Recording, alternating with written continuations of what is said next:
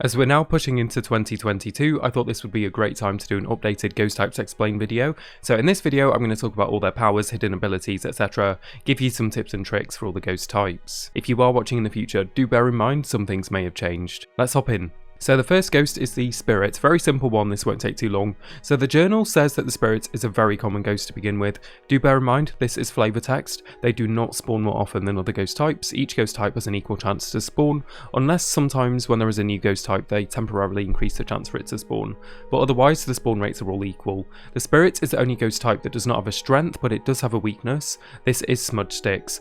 Smudge sticks for a Spirit prevent hunts for 180 seconds, that's 3 whole minutes, after smudging near the Spirit. For other ghost types, this is 90 seconds. So if you're playing on Nightmare or just want to do some testing, get your sanity to the point where you can be hunted, make sure you smudge near them when you know they're nearby, and then start a timer, then see when they next hunt. If it's after 3 minutes until the next hunt, it is most likely a Spirit. If they hunt between 90 and 180 seconds, it cannot be a Spirit. Very good way to know if you're dealing with one. Next we have the Wraith. Journal says they're one of the most dangerous ghosts in the game, only ghosts with the ability of flight and has been known to travel through walls. This is all false in terms of gameplay, it's only flavor text for the journal. The strength of the Wraith is that they can almost never touch the ground, meaning it can't be tracked via footsteps. So what this actually means in gameplay terms: when you place salt on the floor for any other ghost type, and they disturb the salt and you hear stomping, footsteps nearby, you shine a UV torch or glow sticks. Basically you need UV light, and that will show the footsteps on the floor. They will be green. For a Wraith, you will hear the stomping, but they will not leave any footsteps under UV light, so you will hear the stomping happening around you. You can have a good look around with the UV torch or whatever you use, and you will see no footsteps at all. That is a 100% guarantee that you have a Wraith. Every other ghost will leave footsteps. The weakness of the Wraith is that they have a toxic reaction to salt. In essence, in gameplay terms, what this means is that they will become more active once they walk in salt. Almost like a smudge stick, you will get a boost to activity, so you might get some evidence or interactions more easily after they step in salt, theoretically. There is also one more very interesting thing about the Wraith which is not touched on in the journal. They have a quite scary hidden ability. So the Wraith has a chance to teleport to a player around the map wherever they are, and they can do interactions nearby the player, or sometimes even hunt you right on top of you, nowhere near the ghost room, if your sanity is low enough. This has happened to me a good few times now, and it's quite scary whenever it happens because it really does catch you off guard. If they do teleport near a player away from the ghost room and start doing interactions as well, it can mislead the player as to where the ghost really is. This does seem to be a rather rare hidden ability from my experience, so don't panic, it probably won't happen in most missions, just something to be cautious of. Next we have the Phantom. The journal says they can possess the living, inducing fear into those around it, commonly summoned by the Ouija board. Again, flavor text, none of this translates to gameplay. Strength. Looking at a Phantom will drop your sanity considerably faster. This includes both during hunts and ghost events, so do be careful where you look if they appear. It really can drain it faster than you might think. Weakness. Taking a photo of the Phantom will temporarily make it disappear. Not during hunts unfortunately, just during ghost events if they appear. So you can take the photo of them, they will vanish, but sometimes you will still hear them singing, as an example, during the singing ghost events, and then you'll know you have a Phantom. They did change it so they now show in the photo though, to make them a bit more difficult to ID that way. The Phantom also has 2 hidden abilities. So the first one is kind of similar to the Wraith's hidden ability. Where the Wraith teleported to players around the map, the Phantom can decide to walk to a player near the map, so it will actually have to physically walk there. So it can do interactions along the way again, and of course it can just choose to hunt if your sanity is low enough. I've had Phantoms hunt right on top of me away from the ghost room, very similar to the Wraith. The Phantom's second hidden ability is in relation to its flickering during hunts. So during hunts, all ghost types will flicker from visible to invisible, back and forth, back and forth. The difference with Phantoms is that they will spend longer in the invisible phase than the visible phase compared to other ghost types. This can make them very scary to keep eyes on during hunts, and to work out where they are, sometimes you have to rely on sound more with the Phantom,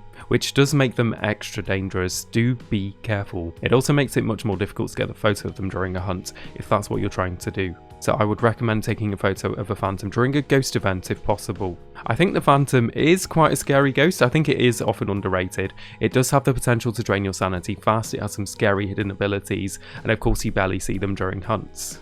Next we have the Poltergeist, renowned to be a very mischievous ghost, often associated with moving items. So Poltergeist can throw multiple objects at once, that is the strength of them. They are the only ghost in the game that can throw multiple objects in one go. So if I suspect a Poltergeist, I like to put multiple items in the room, maybe several different piles, and be 3 or 4 things in each pile, and just see if we get the multi-throw that mission. Smudging them can often give them a boost in activity to help to get it. And of course the weakness of a Poltergeist, with nothing to throw, the Poltergeist becomes powerless. So in rooms with not many items, you may expect them to be rather inactive, may even make you think it's a shade at first, but something to bear in mind.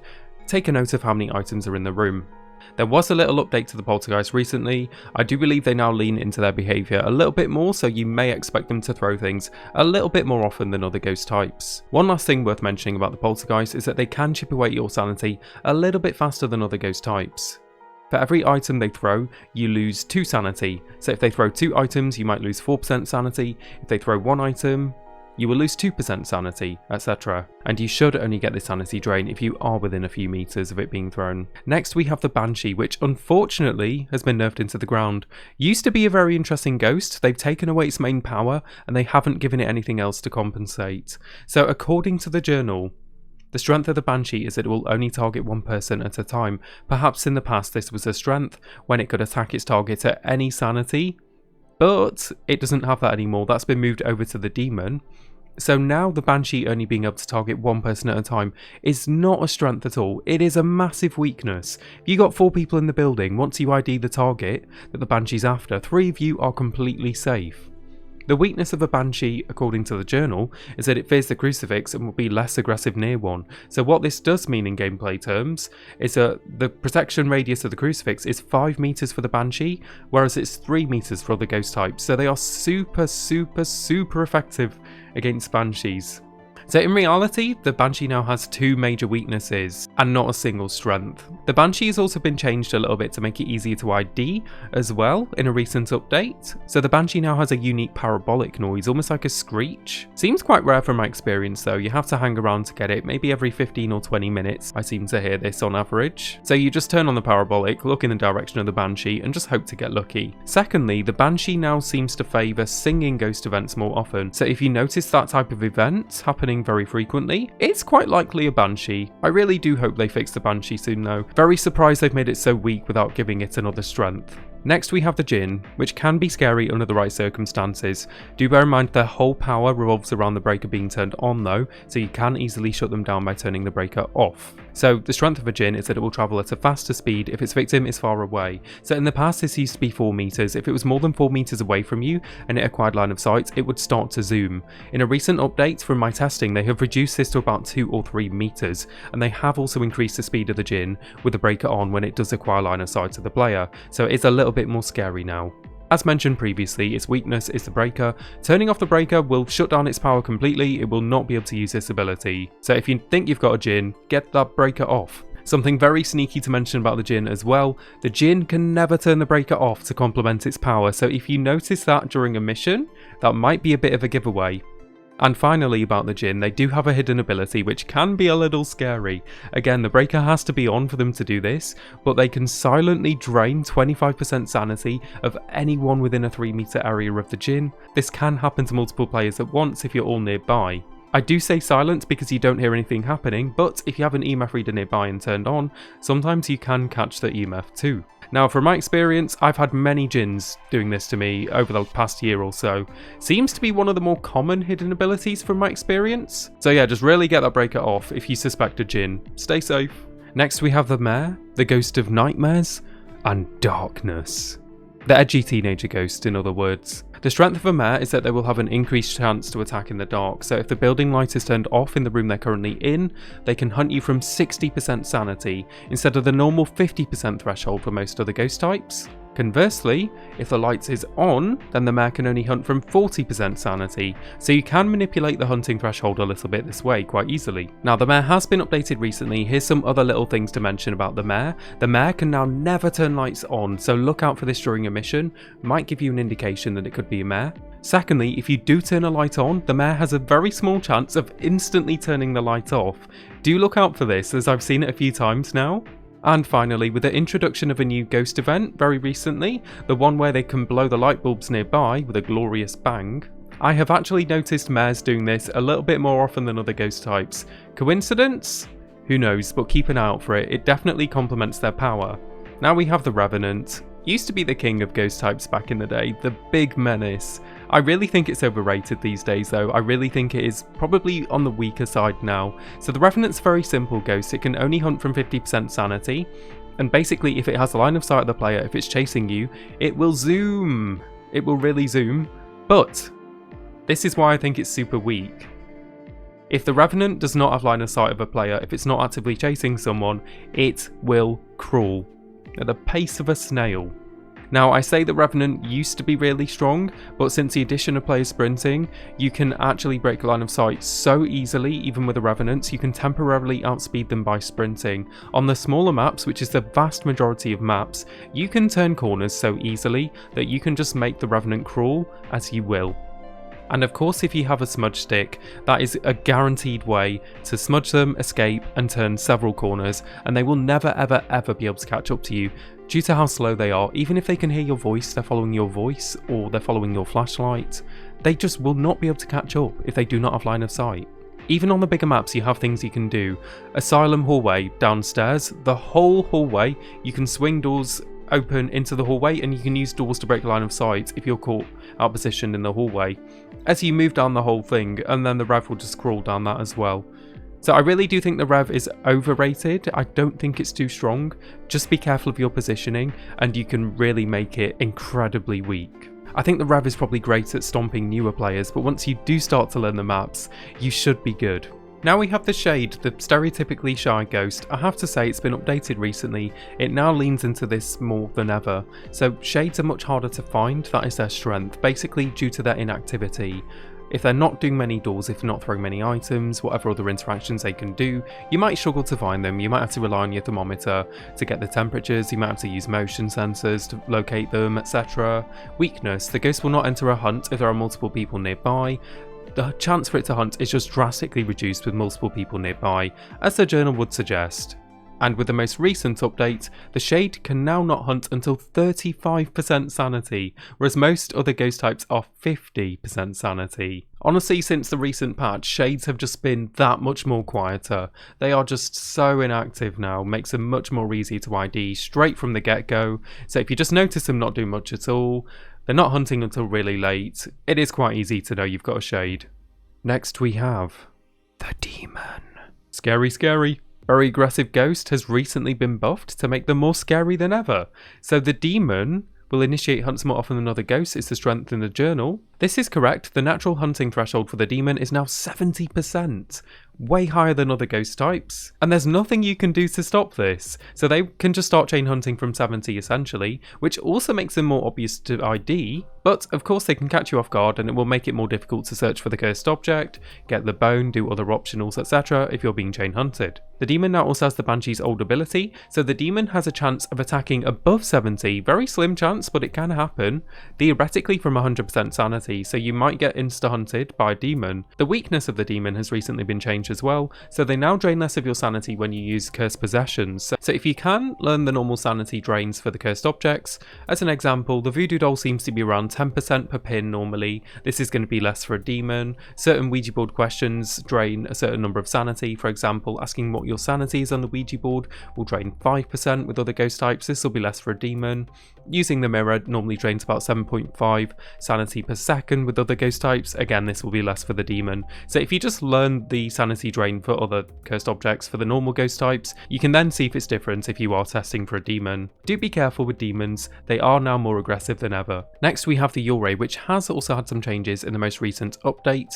The new description for the Yurei in the patch notes was that it is the Master of Insanity. So the strength of a Yurei is that it has been known to have a stronger effect on people's sanity. So this is during ghost events. If you notice your sanity is draining a little bit faster than normal after getting several ghost events, it is quite likely that you're dealing with a Yurei. I do believe they normally drain about 10% for the ghosts, perhaps it's a little bit more for the Yurei, maybe like 12, 13, 14. I have to say I don't notice this too often, but perhaps I've just not had the new Yurei enough. The weakness of the Yurei is that smudging its place of death will try trap it temporarily, reducing how much it wanders. So this means the ghost room essentially. So if you're smudging near the Yurei in the ghost room, it should stop it from wandering, but I don't see this as a reliable test because in the current iteration of the game, as I'm making this video, they have toned down wandering massively. No ghost seems to wander anymore. It seems to be very reminiscent of past versions of Phasmophobia. So I don't see this as a reliable test because I'm just not witnessing wandering anymore, which is a shame because I think wandering is a really fun game mechanic.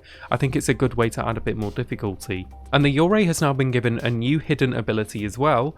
So normally during ghost events, when ghosts appear, they can close doors around them. The Yurei can do this silently, and what I mean by this is that you may notice a door swinging shut without the Yurei actually appearing and doing a ghost event. So this is their version of a ghost event. They can now only do this to a single door at once, so look out for the door violently closing without them appearing, without hearing the ghost, and it might be an indication that you're dealing with a Yurei. No other ghost should be able to do this. And next we have the Oni, honestly one of the most fun ghosts at the moment in my opinion. It has been reworked recently and it now heavily leans into its stereotypical behaviour of being more active nearby people. So according to the journal, the strength of the Oni is that they're more active when people are nearby and have been seen moving objects at great speed, can confirm the first part. Interactions and ghost events seem to happen like crazy with most of my Onis as soon as you go nearby them, makes them very easy to ID based on behaviour alone, but also makes the missions very fun. The second part of the strength, talking about moving objects at great speed, apparently they can move things more forcefully, something that I used to witness a lot in the past. Used to see items go absolutely flying with a greater force, but honestly something that I very rarely see these days. Don't know if it's bugged or if I've just been unlucky, but they should be able to do that, so keep an eye out for that one. Honestly, don't think you need to ID Onis based off that though.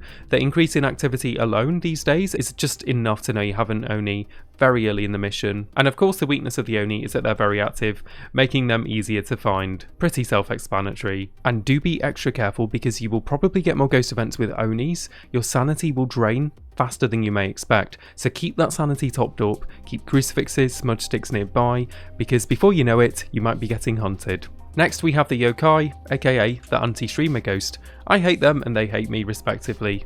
It's mutual, so talking near a Yokai will anger it, increasing its chance of attacking. So in gameplay terms, this means that they can early hunt if you're talking nearby them. If you're talking within a few meters, they can hunt you theoretically from 80% sanity. From my experience, this happens more reliably from around 75% sanity. But it doesn't always trigger an early hunt, bear that in mind. It is only a chance that they can early hunt. In a recent patch they have increased the reliability of this, so you talking will increase the chance of them being able to early hunt compared to what it was in the past. Really, the main strength of the Yokai is the shock factor from the potential early hunts. When you haven't got all the evidence, and you do get that first early hunt, once you do know you're dealing with a Yokai, you can be careful and avoid talking when you're in the building or near the ghost room. The weakness of a Yokai is that when hunting, a Yokai can only hear voices close to it.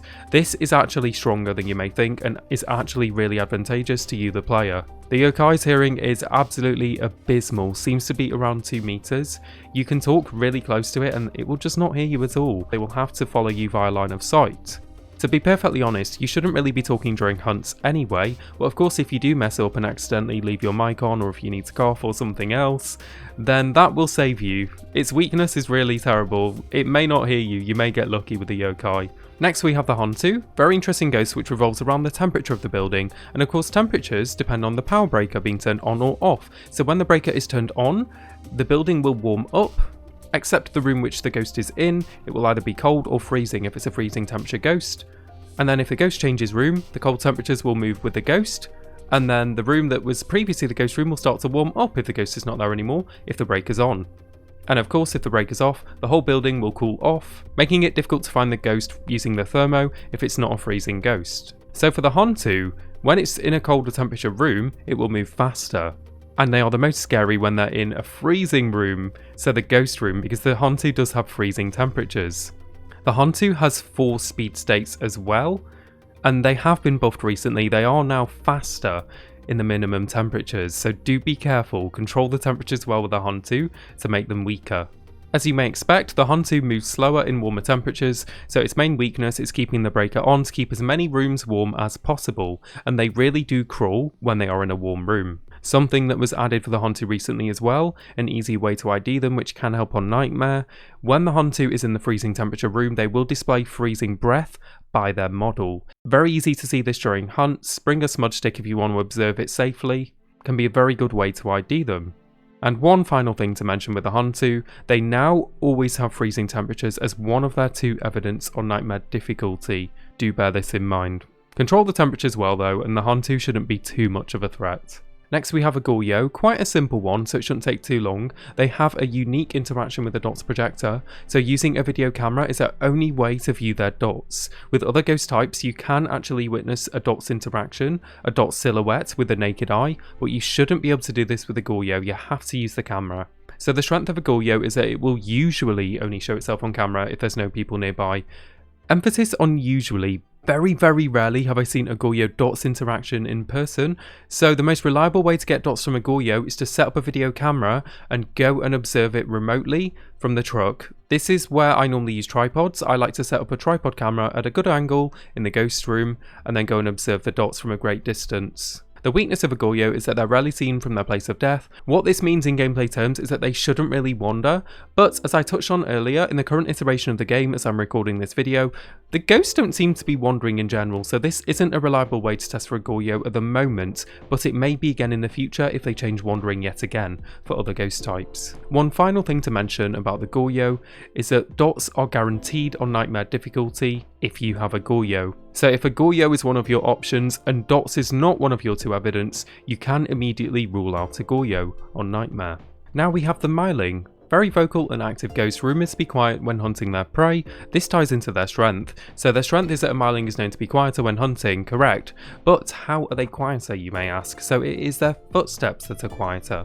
Their noises, such as their croaking, singing, crying, etc. should be unchanged, but you should barely hear footsteps. You should only hear them when they're really close to you, and they may be quieter than normal. So that is my favourite way to test for a Myling during a hunt, especially if I'm playing on Nightmare difficulty. Get a hunt, let them get close. When do I hear the footsteps? Is it later than normal? Are they quieter than normal? If so, yes, it's a Myling. The weakness of a Myling is that they more frequently make paranormal sounds, so the parabolic mic was changed a couple of months ago now, so any ghost type, if you have the parabolic turned on and look near them, there is a chance that they will do some creepy whispering back at you. So the Myling should give off this noise more often than other ghost types. Do bear in mind though, of course there is random chance involved with this. I have had some hit and miss luck where I've got it quite often with others but never got it with a Myling, and vice versa, so it is a bit of random chance involved here. Not the most reliable test. If I was testing for a Myling, I would do what I said earlier and listen for the footsteps during a hunt. Next we have the Onryo, which revolves around the flame. In gameplay terms, this mainly refers to the candle. Honestly love the Onryo, think they're a fun ghost. So the strength of an Onryo is that extinguishing a flame can cause an Onryo to attack. So as I mentioned, the main reference is the candle here. So if they blow out a candle, they can basically hunt you from any sanity.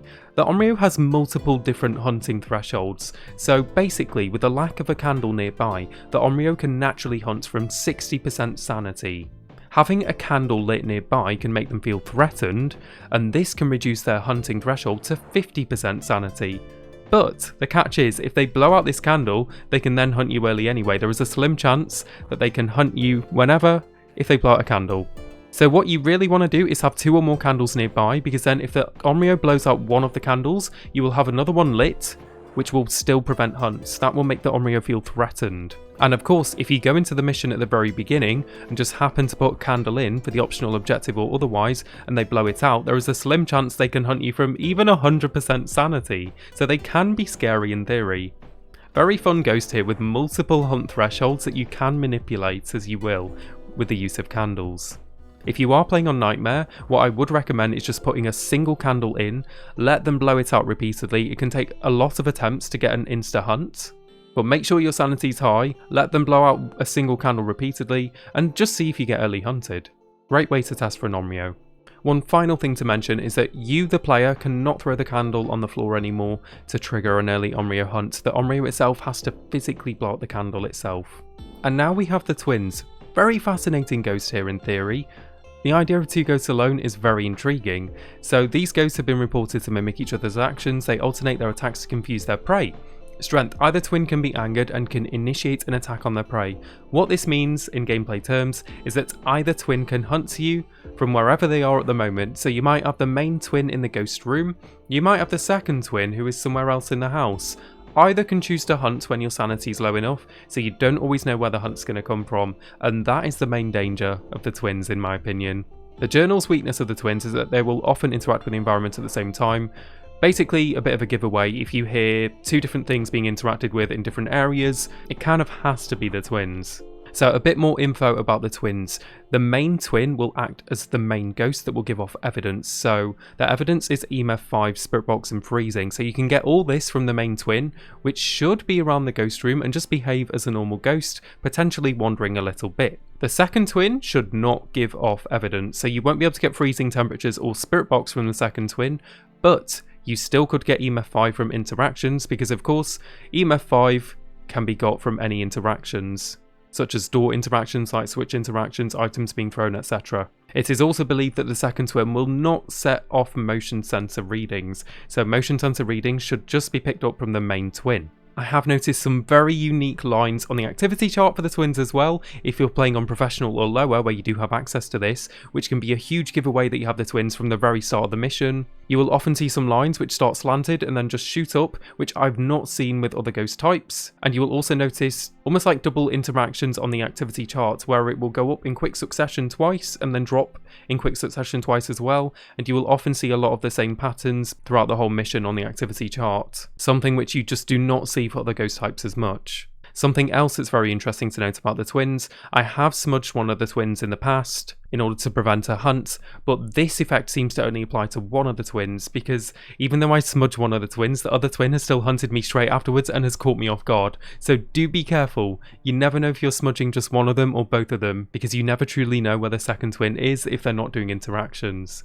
And finally, the twins have a very interesting hidden ability. One of them appears to be slightly faster than the average ghost speed during hunts, one of them appears to be ever so slightly slower during hunts. So if you can notice this very subtle difference, might be a good way to know that you have the twins. You would have to observe this over multiple hunts, so it can get dangerous, so do be careful. The twins are an incredibly fascinating ghost. I think they're a great addition to the game. Next we have the Raiju. Oh, the Raiju. The most dangerous ghost in the game by far. Nothing else comes close in my opinion. So a Raiju is a demon that thrives on electrical currents. While generally calm, they can become agitated when overwhelmed with power. So what does this mean in gameplay terms? Strength. A Raiju can siphon power from nearby electrical devices, making it move faster. So electrical devices refers to your equipment in this instance. So anything in your hand that is turned on, or anything on the floor that is turned on, will allow the Raiju to get a huge speed surge during hunts. They zoom. They are the second fastest ghost in the game. The Revenant will be the fastest when it has line of sight of a player, and the Raiju is the second fastest when it has a speed boost from electronics. Not only do electronics make it move faster, there is something that the journal here has not told us. The Raiju can actually early hunt if nearby electronics are turned on. They can hunt from 65% sanity, and from my experience, they tend to hunt like bang on this threshold if there is stuff nearby, which, shock horror, there will be every single mission. Because of course, there's going to be a lot of equipment scattered around in different areas every single mission, and the Raiju is going to thrive off that. So you can always guarantee early hunts with a Raiju, and they will zoom, catch you off guard. Truly a big menace. If you do know you have a Raiju, turn off everything on the floor, turn off everything in your hand, or pocket things. So the camera, photo camera as an example, you cannot turn it off. So what I would do is either drop it on the floor, but then the Raiju could get a speed boost from that, or I would pocket it and swap to something else in my hand. The weakness of the Raiju is that they constantly disrupt electronics when attacking, make it easier to track. In effect, this I actually think is kind of a strength. So when your equipment malfunctions with ghost types during hunts, when they're coming closer, the range for this is basically increased for a Raiju. What this means is that you basically will not be able to see the Raiju as well, and they will also get the speed surge from a bigger distance. Truly a scary ghost. If you think you have a Raiju, I would recommend putting your equipment nearby, try and drop it all in one place on the floor, try not to scatter things all around the building, and just keep things turned off if you don't need them anymore. Things like the DOTS projector, you might just have to dismantle and throw on the floor because there isn't actually an off button. And like I said with photo cameras, pocket them or just drop them all in one spot. Do be careful, the Raiju is a huge threat. I really think it deserves to be the most dangerous in the game. For the penultimate ghost, we have the Obake, the shape-shifting ghost. I know a lot of people were disappointed that it wouldn't shape-shift into other ghost models, but I actually really like the way they've implemented it in the game. If it shape-shifted into other ghost models, it would be way too obvious. I kind of like that it leaves more to the imagination. So the Obake are terrifying shapeshifters, capable of taking on many forms. They have been seen taking on humanoid shapes to attract their prey. So strength, when interacting with the environment, an Obake will rarely leave a trace. So all of the ghost types that have fingerprints have a 100% chance of leaving fingerprints when they touch things. They are guaranteed. I believe for an Obake they have a 75% chance of leaving fingerprints. So if you hear a door interaction, check for prints, see nothing, hear another one later in the mission, check it again, this time you see fingerprints. That is a bit of a giveaway that you have an Obake already. The weakness of the Obake is that sometimes they will shapeshift, leaving behind unique evidence. This refers to the handprints that they leave. So for every ghost type there are now several different handprints that they can leave on doors or windows. The Obake has one very unique one, but it is quite subtle. If you pay very close attention, the Obake has a slim chance of leaving a different handprint that has an extra finger. If you're taking a quick glance, you might not notice this at first, so do be careful when you're studying the handprints. There is a sneaky little extra finger hidden in there sometimes. Sometimes you're lucky and get it really early, some missions you're unlucky and never get it or get it really late, so it really is hit and miss. And finally for an Obake, they do have a hidden ability. So for all other ghost types, fingerprints will disappear after 2 minutes of the ghost interacting with a window, door, light switch, etc. and leaving them there. The Obake has a hidden ability where it can halve the remaining time until they will disappear. So say there's been 1 minute and there's another minute for them to fade. If the Obake uses its hidden ability, they will now disappear in 30 seconds instead. So this really can have a random effect, but just keep an eye out for them disappearing faster than normal. It won't always happen, and I believe it only has a slim chance of doing this. Fun ghost, and like I said, I personally like that the shapeshifting is left to your imagination. And here we are at the end, the final addition to the game. We have the Mimic. So the Mimic is an elusive, mysterious, copycat ghost, mirrors traits and behaviours from others, including other ghost types. Strength, we're unsure what this ghost is capable of. Be careful. Weakness, several reports have noted ghost orb sightings near Mimics. So, what the Mimic does, it will take on the behaviour and abilities of another ghost type. As an example, it could mimic a demon and could hunt you early. It could mimic a Raiju and get the early hunts near electronics and the speed boost near electronics. It could mimic a shade and do bloody nothing or mission, etc. You get the point. One very, very scary thing that I've learned about the Mimic is that it can change who it is mimicking throughout the mission. So you might have one hunt where it behaves generically, hunts from 50% sanity. The next hunt, you might have healed up, you might have gone out, you might come back in. You might get an early demon hunt and it might catch you off guard, or maybe it's changed to a Revenant and you're not ready for its potential speed when it sees you.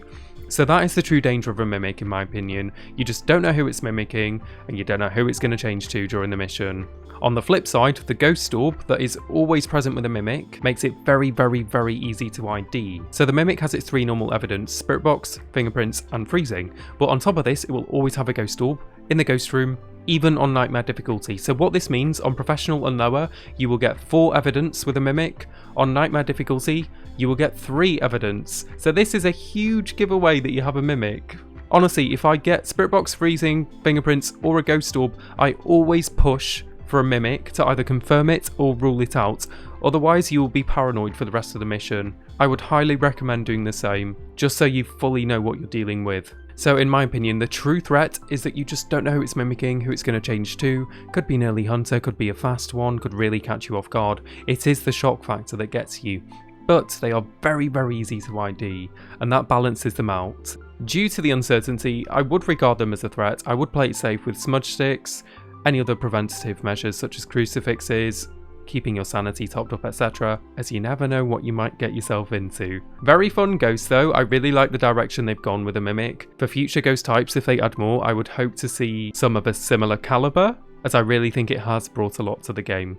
And we've made it. That's all 21 ghost types currently in the game at the start of 2022. If you've made it this far, cheers for listening, you are amazing. That was a lot of information to cover, so I'm sure there's 1 or 2 things that I have probably missed. I really hope this was helpful for you if you're a new player getting into the game, a lot of information to digest I know, or even if you're experienced and just coming for a refresher, and hopefully you may have learnt a thing or two. A very happy new year to you, I hope it's a good one, thank you for watching as always, and I will catch you in the next one.